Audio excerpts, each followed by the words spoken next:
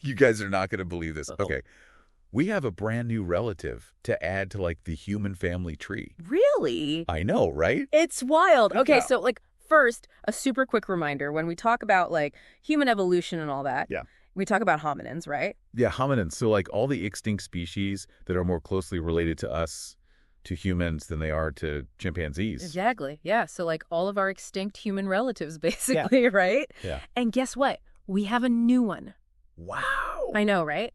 So get this. They found a 1.4-million-year-old jawbone in South Africa. Ooh, South Africa. Yeah, in the Swartkrans Caves. Have you heard of those? Yeah. Swartkrans is like super famous for hominin fossils. Oh, totally. Yeah, it's like they found so many fossils there, like tons of different species, you know? Right.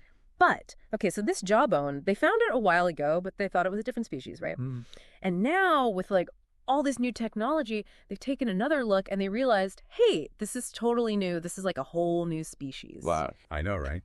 Crazy. So are you ready? I am totally ready. Let's do it. Okay, let's dive into the world of paleoanthropology and meet Paranthropiscopensis. Paranthropiscopensis. Okay, so first of all, Swartkrans, I mean, you said it's famous for hominin fossils. Oh, yeah. I mean, it's like one of the richest sites in the world for fossils from early Pleistocene. Okay, so early Pleistocene, Yeah.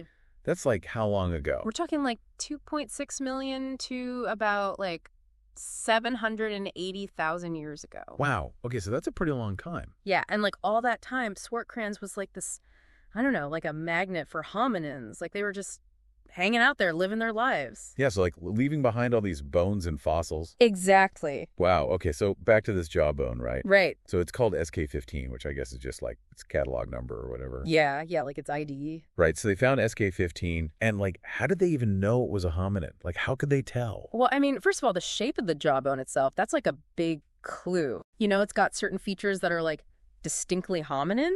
Okay. And then the teeth too, the size and shape of the teeth, like those are all like indicators, you know. Uh-huh. But then like they thought it was from Homo ergaster originally. Why? Homo ergaster, which is like... One of our direct ancestors. Oh, wow. Okay. But then later they were like, no, actually it's more likely Paranthropus robustus. Oh, okay. So another hominin, but like a different species. Yeah, different species, different branch of the family tree. Okay, but then how did they finally figure out that it was actually Paranthropiscopensis? Okay, so this is where the technology comes in. Oh, cool. Yeah, so they use this thing called like microcomputed tomography, or micro-CT for short. Micro-CT. Yeah, it's basically like a really, really detailed X-ray. Oh. So they can like look inside the fossil without having to like break it open or anything. Oh, that's awesome. Yeah, and like the scans were so detailed that they could see like the internal structure of the teeth, and like that's what really gave it away, you know, because like the internal structure of the teeth was like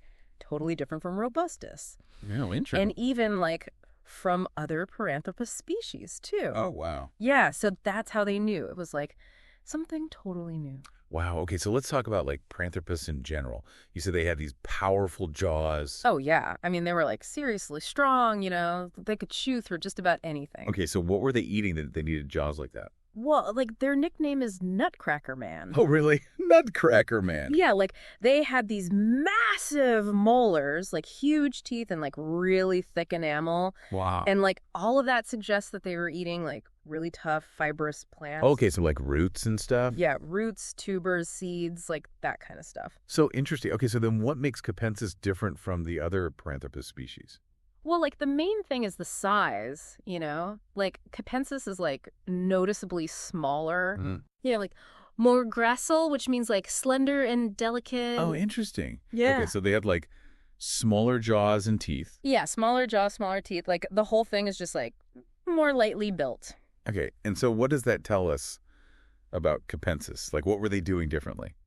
Well, it probably means they had like a different diet, right? Like maybe they weren't eating quite as much of that like super tough fibrous stuff. Oh, okay, so maybe they were eating like softer plants. Yeah, maybe softer plants, maybe more fruits, you know? Like we don't know for sure. Right. But like their anatomy suggests that they weren't like cracking nuts all day long. Right. So interesting. Okay, so now we have like two Paranthropus species living in the same area. Right. What does that tell us about like how they were interacting or like the environment back then? Well, it's really cool because it tells us that like there was enough diversity in the environment to support 2 different species of Paranthropus. Oh, okay. So, like, they were probably occupying different ecological niches.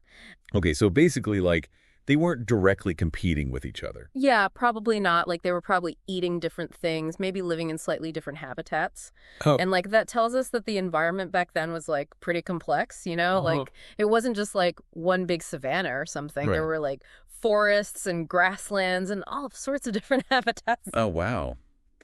So we have robustus, the heavy-duty nutcracker, and then Capensis, maybe eating softer foods. Right. What happened to Capensis? Like, did they evolve into something else? We don't really know yet. Oh. Like, this is just one fossil, right? So, like, we need to find more fossils to really understand, like, their evolutionary history. Right. But, like, it's possible that they had a longer lineage than we currently know. Oh, wow. So, like, maybe there are more Capensis fossils out there just waiting to be discovered. Exactly. Well, that's so exciting. So to sum up, we have a brand new hominin relative. Yes, we do. Thanks to this amazing technology that lets us, like, look inside fossils. It's amazing. And it tells us that, you know, the human family tree is, like, way more diverse than we thought. It's super complex. And there's still so much more to learn. Oh, yeah, tons. So what do you guys think about this new member of the family? Let us know in the comments. And don't forget to like and subscribe for more deep dives into human evolution. Thanks for listening. Bye. Bye.